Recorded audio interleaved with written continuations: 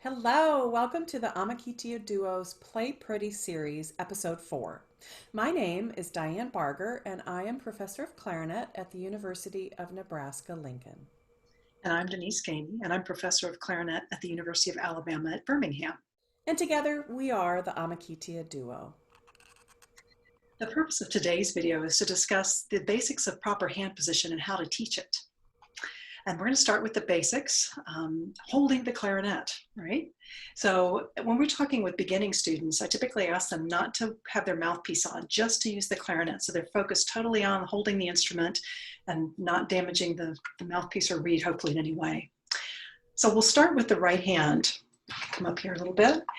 We want to start by placing just the pads of the fingers on the tone holes. Don't worry about the thumb yet. We want to make sure we're not going tips down, but just pads. And then let the thumb naturally go where it's going to go. Once they're placed, that's going to be that natural hand position. Here we want to talk about the importance of the thumb rest. And it's great that so many beginning clarinets now are made with adjustable thumb rests along with professional horns. And this enables us to get that very important proper position to hold the instrument without fatiguing the muscles and causing tension in the arm. So as we have students hold their hands out, they should notice naturally where the thumb goes approximately between the index and middle fingers. And so as we turn the hand this way, that's where we want our thumb rest adjusted so that the hand can naturally hold the instrument there so that we're having that same position. So as we continue on, the thumb should be positioned under the thumb rest between the thumbnail and the knuckle. Again, a natural placement once the pads of the fingers are in place. The forefinger is very slightly slanted upward toward the side keys on the upper joint. And you should not be able to see the rings of the instrument, but you should be able to see the rods. We don't want fingers holding over the rods at that time. The little finger is going to go over the F, C key, and we call this a guide key. It's going to anchor us. The backward C shape is what we should see as we look down the instrument between the thumb and the forefinger. The wrist should be straight, not bent. The position should be very ergonomic and natural, a straight line from the arm to the wrist to the hand. With the left hand, it's a little bit trickier sometimes. The thumb is going to be placed diagonally between the register and the post at approximately 2 o'clock. So we just want to make sure we're not going straight up and down, just right there at about a 2 o'clock angle, approximately, right? And we want to keep the fingers really relaxed and close to the instrument at all times. We want to think about economy of motion, right? Some common things that we see here, we want to make sure that the index finger is wrapped around the A flat and the A key, maintaining position there. We want to keep contact there and keep the little finger over the EB key. Again, that's our other guide key. So our pinkies serve as anchors. They're preventing our fingers from tracking or following up as we play, and it keeps them in position. So again, we go back to that economy of motion is crucial to good technique, and we want to reinforce that from the very beginning. The knuckles should remain rounded, natural, never flattened or with the knuckles collapsed. And again, we want to keep the fingers close and relaxed to the instrument at all times, keeping that economy of motion. It's the key to good technique. We have to remember that what goes up must come down, so we want to keep things close. Some common problems and faults that we see in teaching hand position. There's a lack of emphasis on hand position after students learn the first notes. So we have to be vigilant in helping them develop a proper foundation. The right forefinger propped underneath side keys. Students do this unconsciously to gain more security. The little fingers in both hands raised too high or propping underneath the keys, again supporting the weight of the instrument. The left thumb on the tube of the instrument when playing the throat tones. So instead of staying in position, it drops down below that F tone hole, causing issues when we have to get back and use that key. Or the thumb resting just below the register key, common with beginners who don't use the register key for several weeks, and then have issues squeaking, trying to lift up to the register key as they cross the break, allowing air to leak from that F tone hole. Another issue, stiff, tight fingers, or the right thumb too far underneath the clarinet past the knuckle, throwing the fingers out of position and causing leaking air and therefore squeaks. In all of this, the mirror is your best friend in working on hand position, along with slow and careful practice. When we play too fast too soon, we develop tension that negatively impacts our hand position and subsequently our technique. Awesome. While I was sitting here listening to you and watching you and your beautiful fingers, I wanted to just add one thing that I thought about is, and I don't know if you've seen this, Denise, and any of your students, but neck straps, using a neck strap, I find that every now and then I'll catch a student because they're using a neck strap, not even putting their thumb Oh yeah, underneath that thumb rest for support. Have you seen that ever, Denise? I have. Yeah, so I would just, caution that too. And sometimes, as a band director or even as a teacher, sometimes, you're not facing in such a way that you're noticing that. But I would say watch out for that if your students use a neck strap, which is a great thing to use a neck strap, but it's not in place of proper hand position, like Denise was talking about. So. Right. I wanted to further the conversation a little bit about just some basic finger technique concepts in the remainder of the video. And keep in mind that this topic of finger technique can be really quite extensive. So these are just some initial concepts to start the conversation. So first and foremost, finger height. And Denise even mentioned this in her discussion that, we want fingers to be close. But I often find that that students either, just don't lift the finger enough off the tone holes or keys because they've been told to keep the fingers close to the instrument. And again, that's a great concept, but sometimes students take that a little too literally. And then, of course, to contrast that, they often move too far back, which again then moves that natural curve of the finger and straightens the finger. So what I mean by too close of a finger is, they're barely, they're doing this. And too close of a finger will really affect the pitch of the note and the connection between the notes.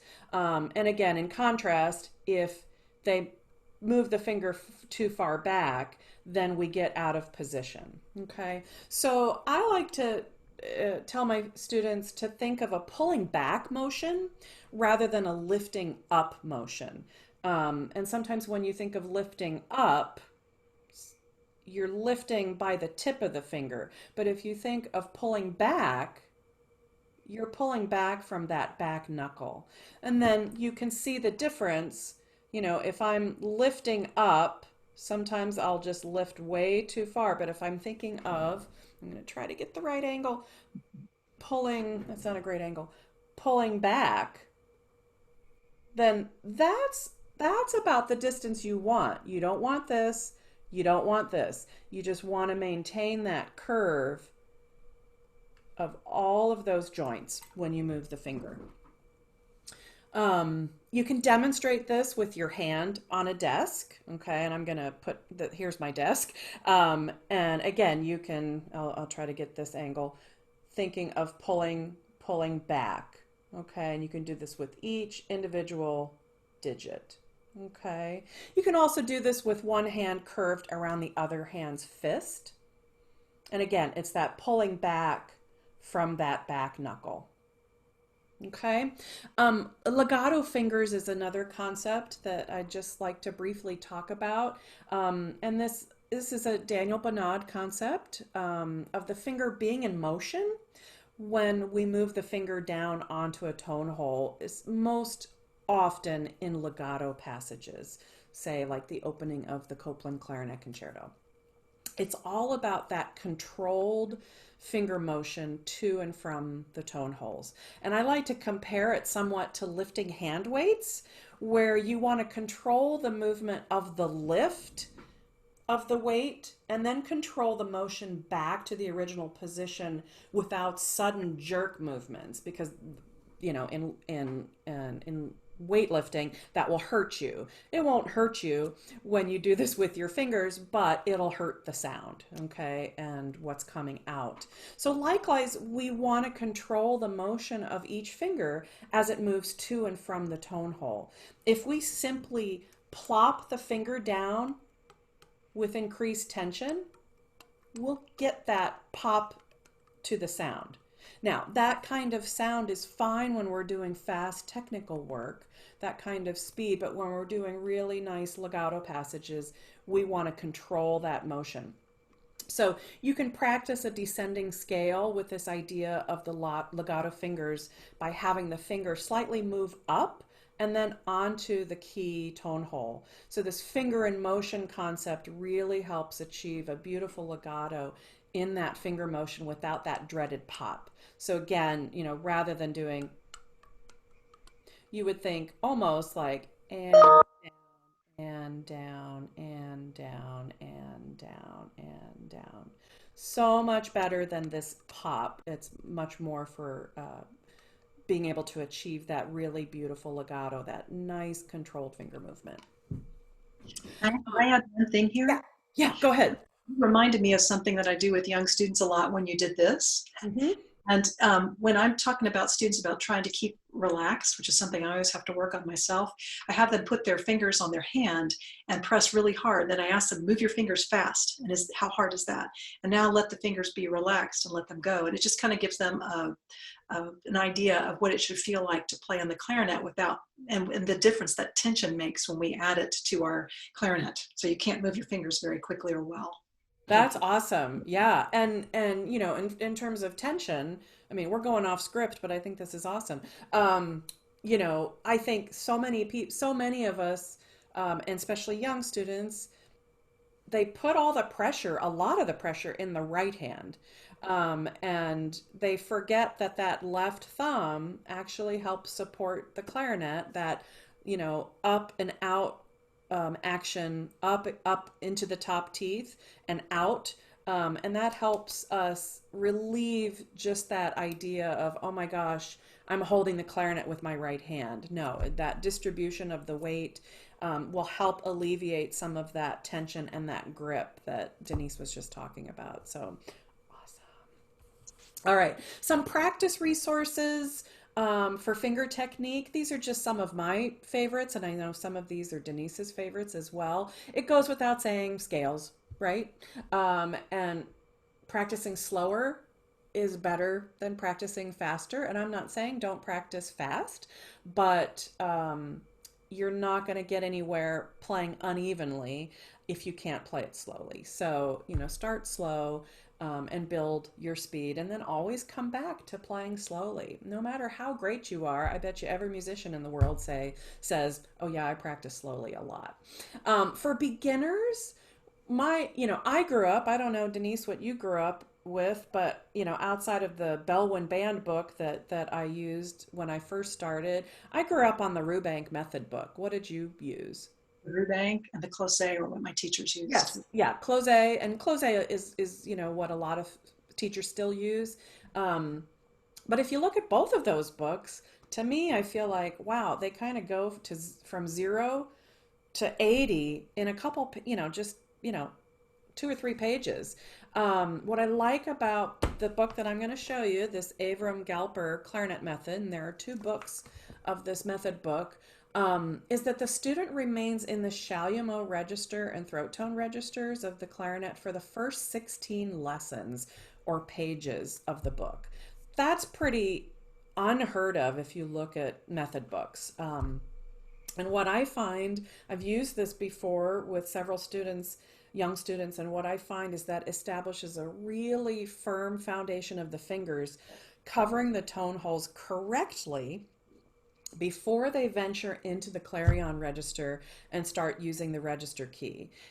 It then introduces exercises of twelfths, starting in that, lesson 17, where the student has already established really good foundation, and then goes from there. So I love, love, love this book and highly recommend it for you teachers out there to look at if you're unfamiliar with it. Another book that I know Denise and I both love is Kalman Opperman's A Volume of Specific Clarinet Intermediate Studies. And this book, along with his Beginning Velocity Studies book, is great to use for students working to improve their finger technique or relearn correct finger technique after years of bad habits. What I particularly like about this book is that he specifically marks most exercises at an adagio or a moderate tempo, unlike maybe the velocity studies where he's trying to build speed. And it's not that he's not saying, and Denise is the expert on Opperman, but to start slowly but build up. I think he really intends in this book, for the most part, to go very slowly. And I personally, and I think Denise does too, use this. Hey, if I take a little break, I'll go back to this book and just use this to help myself get back into the land of clarinet. Of course, all of the other Opperman books, his velocity studies, his modern daily studies, are terrific, as are the Fritz Krebs daily studies.